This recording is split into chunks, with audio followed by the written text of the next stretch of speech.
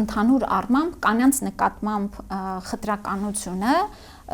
փաստ է, չենք կարող դա ժշտել եւ սկսած ծնվելու պարագայից Հայաստանում այսօր ցավոք սրտի սելեկտիվ աբորտները դեռ իրականություն են եւ աղջիկ երեխան անգամ ծնվելու համար հավասար պայմաններում չի։ Այնուհետև գալիս ենք արդեն մանկապարտեզ, դպրոց, կան արդյոք տարբերակված մոտեցումներ։ Այո, մեր հանրությունը աղջիկների եւ տղաների նկատմամբ ունի տարբեր ակնկալիքներ։ Գալիս ենք հետո համալսարան, արդեն կարիերա, այս էտապներում էլ այո